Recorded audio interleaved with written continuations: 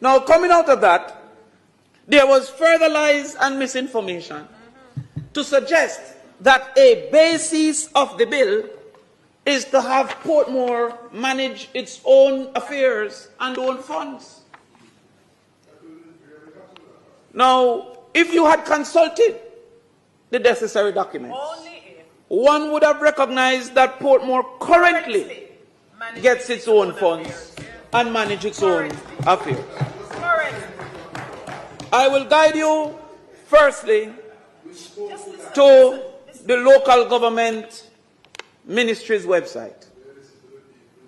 In the local government ministry's website, it says, by the last day of each month, each municipal council is paid out 90% of the amount of property tax paid in the relevant parish and 25% of the, I can't see like one time, you know, and 25% of the amount paid for motor vehicle license, like St. Catherine, separately, Portmore municipality receives 90% of what is collected in property tax.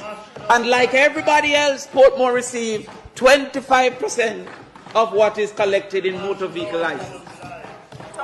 Now, contrary, there is a, what you call another fund for which the 10% goes, managed wholeheartedly by the minister.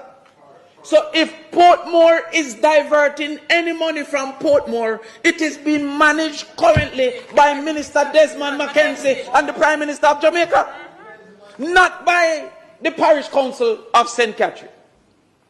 That is why the closest to minister of the church would be Minister Bunting, because the truth has migrated from over that side. Secondly, the rest of the funds are then contributed to each municipality based on the kilometer of roads that exist.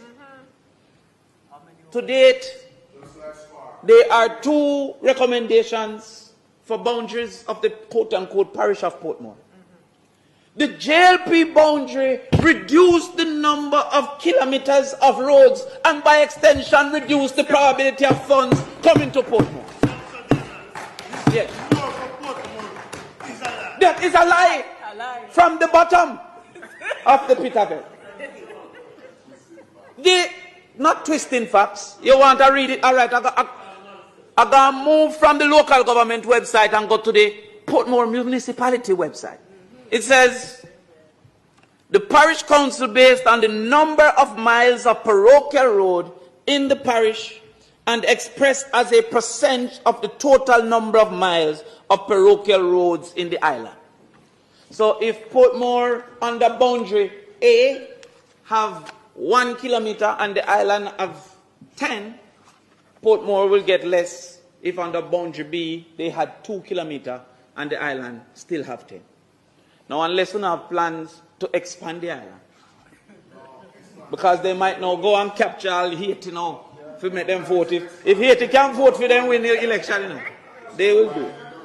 Therefore, the boundary that the ECJ proposed, the boundary that the ECJ found to be reasonable in communication with both political parties, would have given Portmore more than the current boundaries that they are suggesting. That's the real more for Portmore. It would have, I'll soon get to that because we'll soon reach a Venn diagram. It also would mean that there are less money to be collected from property taxes if a smaller segment, therefore, would have less properties, all things held constant. That is another lie that we have to mash down.